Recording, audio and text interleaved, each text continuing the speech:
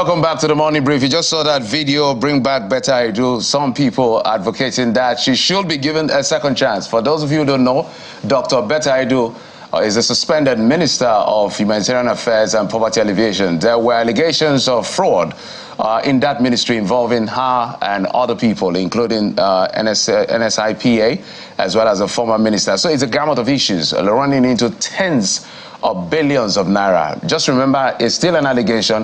They are being investigated. But whilst that is going on, well, some people are saying, give her a chance. Maybe it was a bureaucratic naivety or whatever they describe it as. Well, that is the fulcrum of our conversation today on the program. And we're being joined right here in our Lagos studio to provide perspective to what is happening in the country as far as that issue is concerned. The video you saw, as well as the ongoing investigations. Human rights activist, public interest lawyer, legal practitioner, we will say, Mr. Inibe Effiong joins us in our Lagos studio. Inibe, thank you for coming on the program. Good morning. Thank you. Good to be here. And also from our Abuja studio, we have legislative and policy analyst and president Project Hope Alive Africa. Joining us from our Abuja studios, Mr. Chibuzo Okereke. Mr. Chibuzo, thank you for coming on the program. Thank you. Good morning. Mr. Chibuzo, let me start with you because that is where everything is happening. That's the seat of power. So you're very close to action points at this very moment. There's a lot that has happened in that ministry. In fact, a lot of focus is on that ministry. Former minister has been investigated. The current one is being investigated. A head of a department is being investigated. So there's an avalanche of investigation going on, and these are all allegations until we find out exactly from the anti-graft agency what is going on. But I may want you to quickly react to the video you saw before we get deeper into the conversation. Now, people are saying, she didn't steal any money or she didn't do this or that. Let's give her a second chance and all of that. What do you make of the situation? Well, thank you very much. Unfortunately, in Nigeria, if you have been accused of corruption, you immediately have the toga of leprosy, which means everybody should avoid you and stay away from you. And I have been one of the lonely voices. I've said, let us interrogate the issues critically. Under our laws, if you have been accused, you remain innocent until proven guilty. But if you even look closely on the issues surrounding the suspended minister, my focus is on what we have known publicly.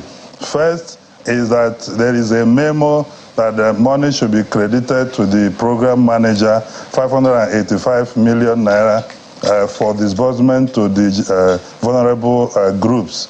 Second is that there is an award to the tune of 3 billion for the audit of the National Social Register. And then, of course, the third one is about a memo where some officials of the agency were requesting for flight money to fly to Kogi, where we don't have, airports.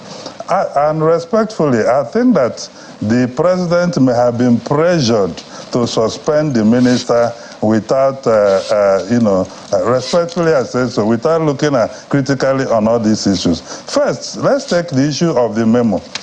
People have been citing financial regulations of the federal government number 713 that deals with issue of account and checks, that says personal money should not be paid into government accounts, and then no government public fund should be paid into personal accounts. And that has been what the coordinated media efforts against the minister have been focusing on. Nobody has brought attention to this provision on advances, non-personal advances, as provided in Financial Regulation number 1402, sub-I and III. Under that provision, non-personal advances is granted to officials in their official capacity. If someone is a program manager or project accountant for special programs of government, and he has the responsibility to be the accounting officer for the disbursement of that money. I didn't make that provision, and I'm sure Minister Betta didn't make that particular provision under the financial regulations. So if our argument is that those laws has potential, element for corruption, then we can think about reviewing those regulations and not claim that if somebody receives non-financial and non-personal advances for disbursement for special program, who is under the law the accounting officer, and our focus is not whether those monies have been disbursed to the targeted people and where are the retirement evidence for the disbursement. Rather, we called for the minister to be suspended for doing something that actually the law provided for. Now, whether that law is right or not is a different issue, but the action itself, does it constitute an infraction or intention to commit fraud? Fraud is committed on both an act and intention to do so. Then, just a moment. Let's bring in Inibe so we can have like a brisk back and forth on this one. Let's have a rich conversation. Inibe, he says it's meant to be innocent until proven guilty. You've asked for her to even resign. So that's sort of like guilty until you're proven innocent. I know that applies in other crimes, but not here. He's talking about the provisions, non-personal advances. You know these laws. Your thoughts? I completely disagree with what he has said. I think this is a serious matter. There are a lot of questions that the suspended minister has not answered. One of which is she the accounting officer of the Ministry of Humanitarian Affairs, or is it the permanent secretary that is supposed to have been the accounting officer? Does the minister under the law have the power to have even approved that payment, or is it the permanent secretary that is supposed to do so? Now, what is the position of the Accountant General of the Federation on the matter? The Accountant General of the Federation has gone on public record to say that, look, suspended Minister Betta had written to me seeking approval for this payment, and I declined to give it. And I even counseled her that this is not how it is done.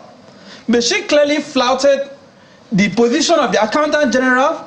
She usurped the responsibility of the permanent secretary of the ministry and then caused this money to be credited into that account. Now, I have listened to the guest from the Abuja studio who is saying, advance for non-personal, whatever that he has described.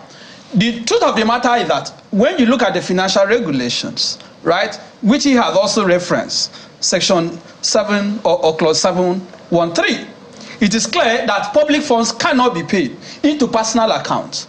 And that provision further says that once you have made that, committed that infraction, there's a presumption of fraud. In other words, that any officer, any public officer who ensures or facilitates the payment of public funds into private accounts is deemed to have done so with fraudulent intention.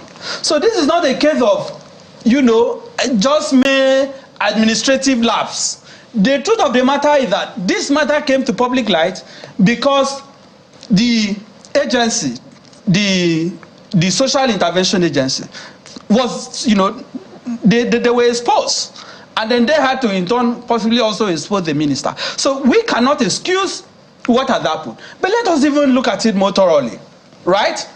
Part of these monies that Betta approved, they claim that 219 million of that money was to be paid to indigent persons from my home state, Akwa Ibom, Cross River, Lagos, and Ogun.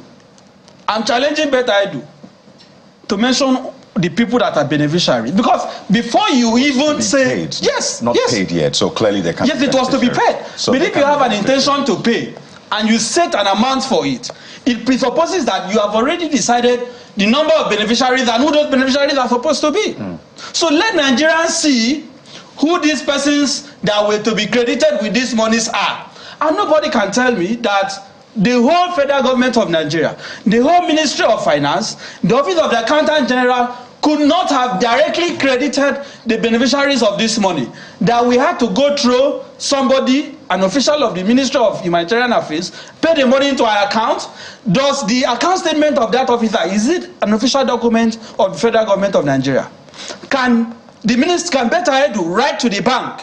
That is the question I want the media to ask the gentleman. Can Betta write to the bank of this official and say, please give me an account statement? The answer is no, because of principle of confidentiality. That is the reasoning of the law in saying that you cannot pay public funds into private accounts because it is private. I cannot, the minister could not have demanded for an account statement. Can the minister do that? The answer is no, because it is personal account. So what are they saying? This should never have happened. And because it has happened, there has to be consequences for it. So we cannot excuse it that, oh, she was overexcited or she was so ready to serve. I have even gone further to say that beyond the suspension, the entire ministry should be scrapped. But Mr. It should be scrapped. Mr. Ifeanyi, you said earlier that she usurped the Accountant General's authority and caused the monies to be credited into the private account. Do you have evidence to that effect? The Accountant General has said so publicly. No, the Accountant General has said that she did not act on the instruction from the minister unless there's something new to that effect. She wrote to the Accountant General. The Accountant General said that he replied her to say that this is not how this is done. That is what I read in the public space. In other words, the Accountant General declined to give approval or credence to the request by the minister. So if the Accountant General has this, and in fact, the Accountant General even said that payment of public funds into private account is illegal. He said that, she said that much. So do we have evidence that indeed the monies had been credited to the private account? It has not been disputed. She has admitted it. It has not, even the gentleman has admitted. No. Well, it is not in dispute that the monies were paid into the private project account. An official of the Ministry of Humanitarian Affairs, right? The person they refer to as project manager or whatever. It is not disputed that the sum of 585 million was paid into that account. It is. That has not been contested. That's what, and you just referenced that the Accountant General said that she still went ahead. No. So let me read the statement from the Office of the Accountant General, January the 6th, 2024, saying OAGF does not make payment on behalf of MDAs. And it says that the allocations are released to self-accounting MDAs in line with the budget, and such MDAs are responsible.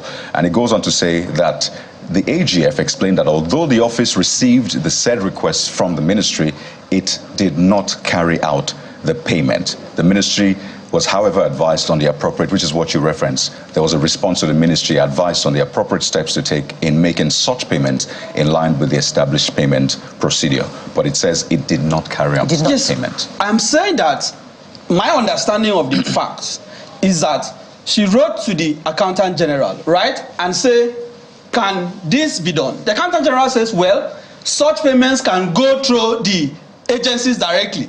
But the question of whether, the point I'm making is that the question of whether under our law, under the public service rules, under the Nigerian financial regulations, whether public funds can be paid into private accounts, the Accountant General answered that question in the negative, that this cannot be done. So I am asking, when suspended Minister Betta took the decision for that money to go into private account, what was in her mind? Who were supposed to be the final beneficiaries of this money?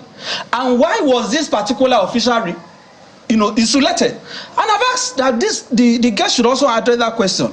Can the minister, can the Accountant General, can even the President of Nigeria request for the account statement of this official? The answer is no, because you have the bank will not honor it except with the court order. The bank cannot honor it because it is personal account. So if it is personal account, why are you using the account of an individual to pay public funds to people?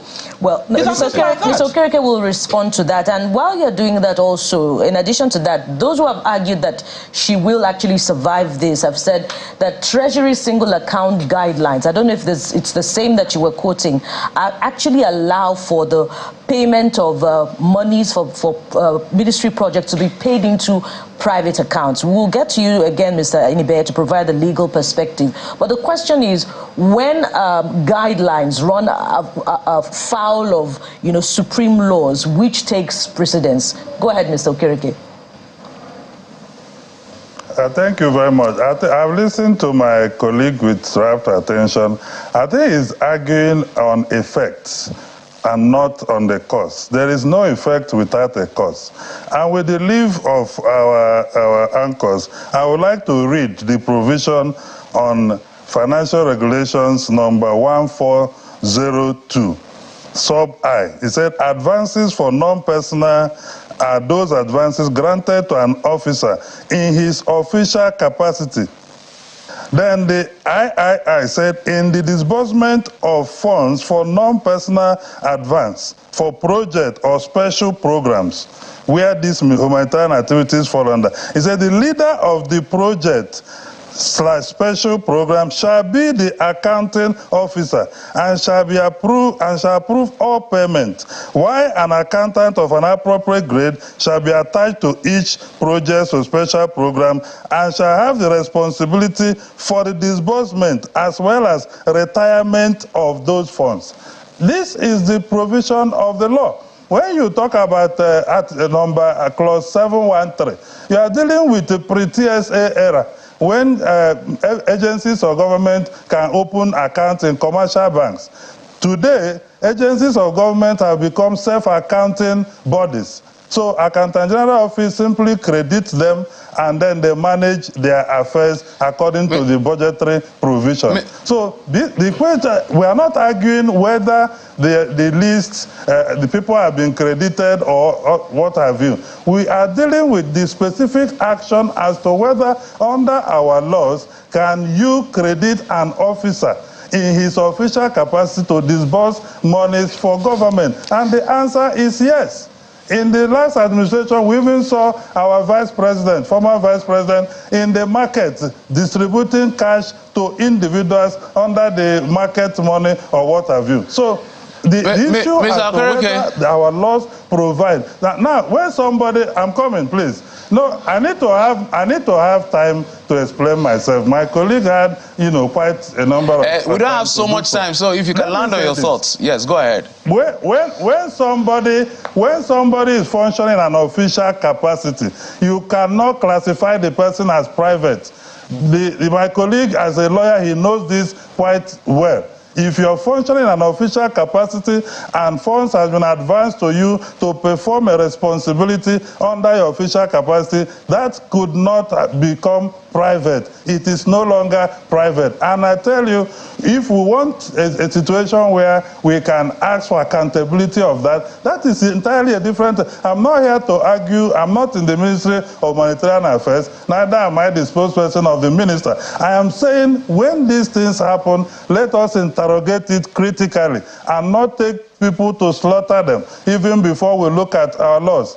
The law is clear that the accounting officer is the program manager attached with a project accountant, and they shall be responsible for disbursement. Whether they disburse by cash or by account is what I'm not able to discuss, because that is not the crux of the issue. The issue is, under our law, is it possible to credit somebody in his official capacity to do disbursement for government? And the answer is yes. Mr. Okereke, the reason I've been trying to butt in so that you can respond, it's a bit almost confusing. The same laws you're quoting, 1014, has the same provision, 713. So first question, are these laws in conflict? Because, just hold on, Mr. Okereke, if you don't mind, please. Are these laws in conflict? Yeah.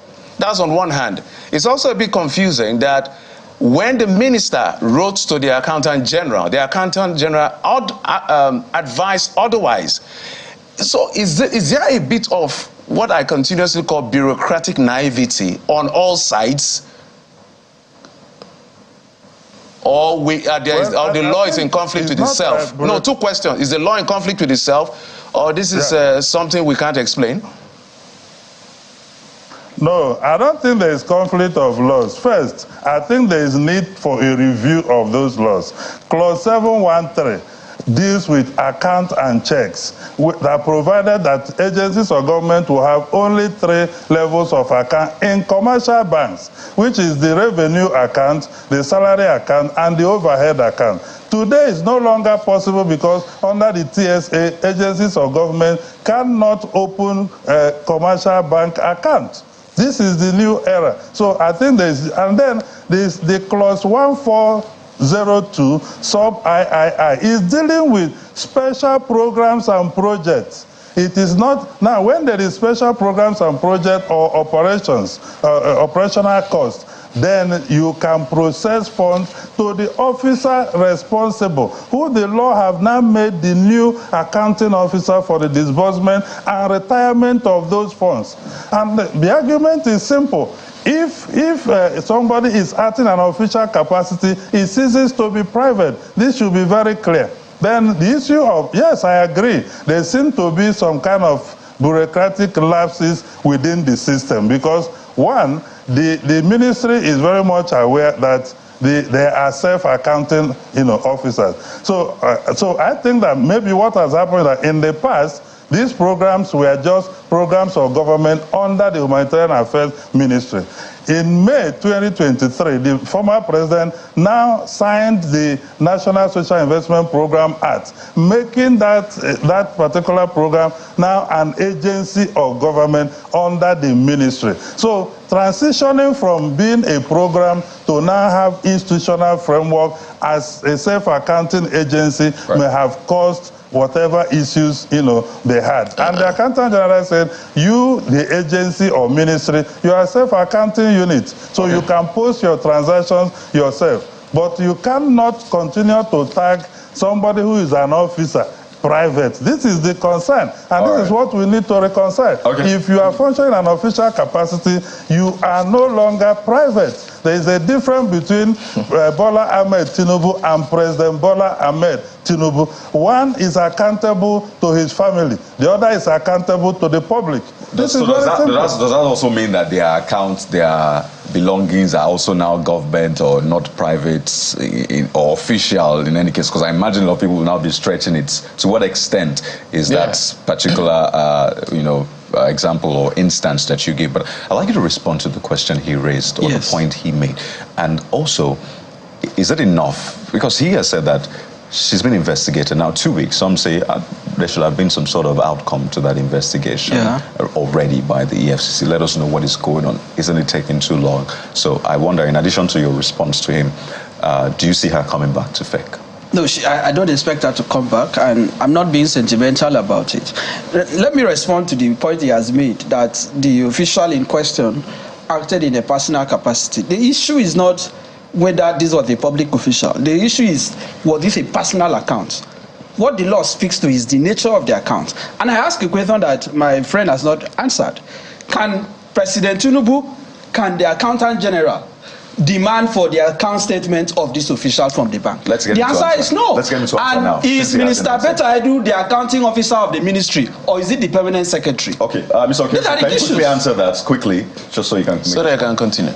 Okay, let me say this. Yes, if you are an officer of government and you're acting in official capacity, your account statement is subject to scrutiny. It can be demanded because in the first instance, you have to retire the money. There is a procedure for retirement provided. Okay. That is number one. So if that account, so far you receive it in official capacity to perform a government function, account statement can be demanded at any time and provided. Because in the first instance, as the accounting officer for the program, you have responsibility to make retirement using specific template on how those money has been disbursed. So that is very possible and it can happen. I don't agree with that. You have the principle of confidentiality in banking.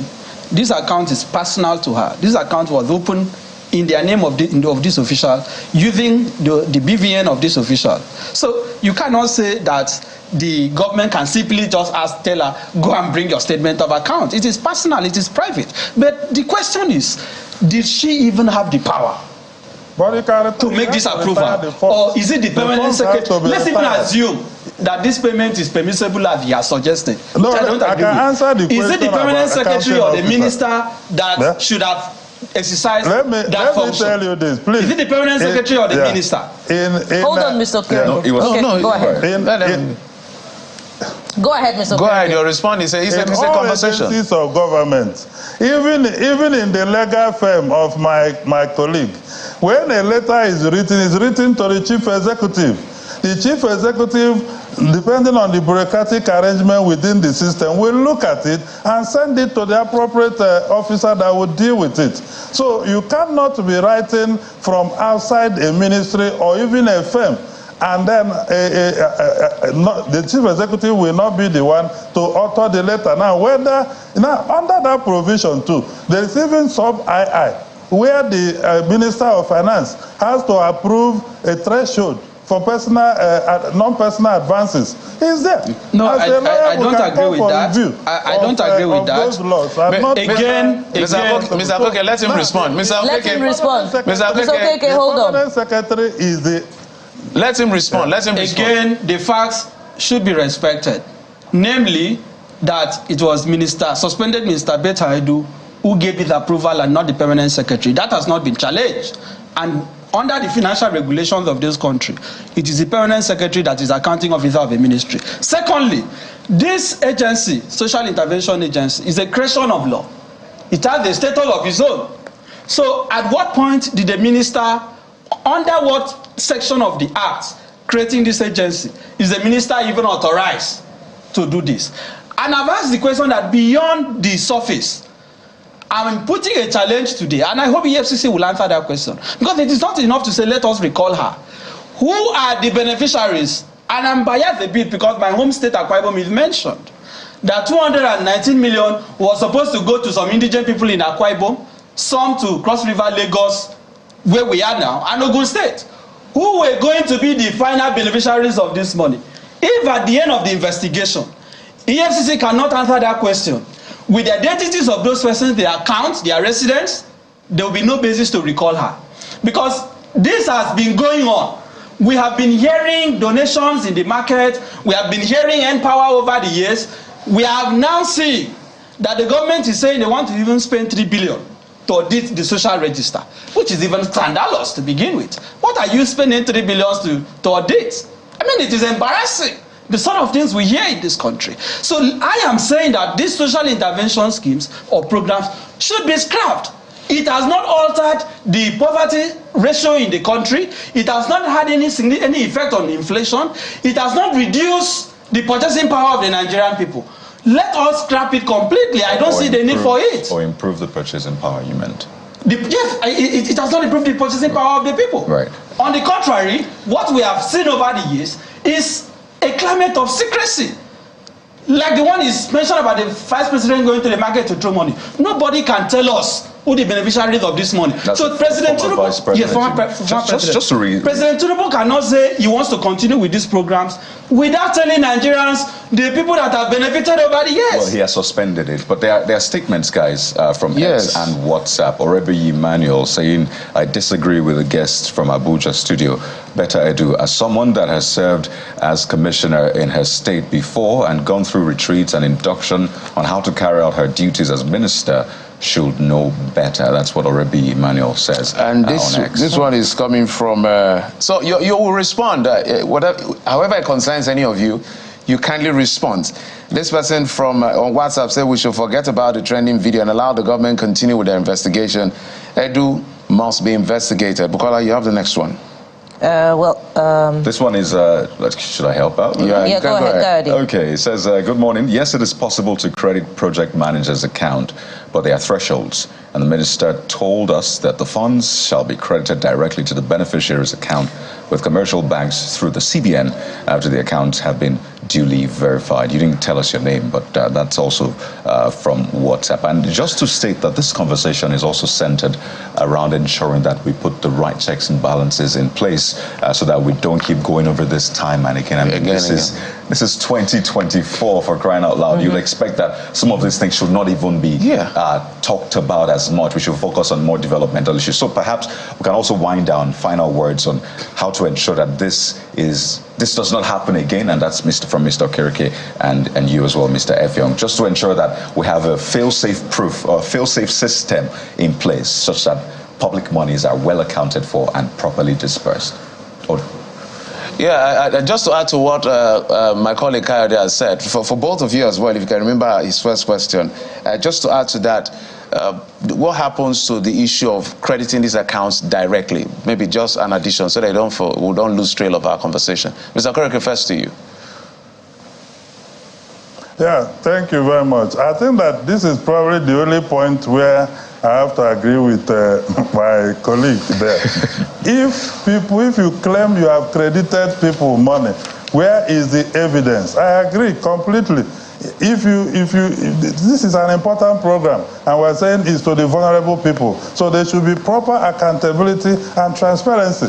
You cannot credit people in the realms or in the spirit. There have to be individuals who has received those money, and Nigerians deserve to know them. So that is taken. Nobody can argue that, because we can't run a program or run a country with 130 million multidimensionally poor people, and we are not able to ensure that the intervention programs get directly to the people, who need them. So I completely agree that accountability is key. And I think that the president perhaps has taken the most important decision, and that decision to commission a panel to look critically at the accounting system and financial protocols for most of this intervention. And this should be extended to other MDAs and ministries of agencies of government, because it is not just about humanitarian affairs. Every particular agency of government in Nigeria today have a threshold of funds they process into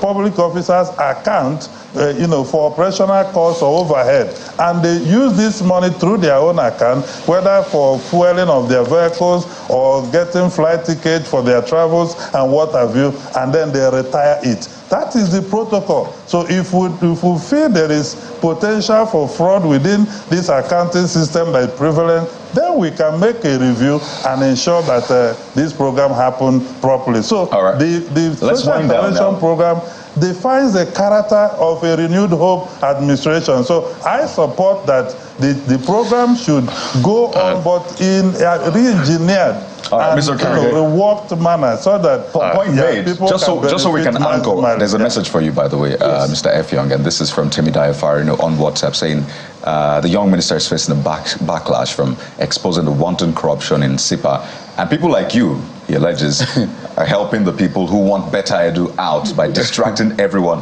with 582 million naira, whereas 44 billion naira is in the air, and the message goes on. But let's wind down with that recommendation. Those officials are also being investigated. In all this, let us not forget there was also a memo for people to mysteriously and spiritually fly to a certain airport in Kogi State, an airport that is only known to the minister, that Nigerians do not know where it actually, even the governor of Kogi State doesn't know where it is situated. But I think at the appropriate time, she will tell us where that airport is. Regarding the video about those who were singing Bola on your mandate, I think the president should be scandalized. What is the mandate they are talking about? Is it a mandate of accountability? Is it a mandate of corruption? Is it a mandate of infractions? What is the mandate they are talking about? So let us stop this thing we do in the country, that once the officials are accused of infractions, people begin to go carry placards. If you go and interview those women, you will be surprised. They won't even know why they were gathered. They won't even know what the issues are about. So let us stop this culture of elevating serious, of trivializing serious conversations. The minister has been rightly suspended. The EFCC is carrying out investigation.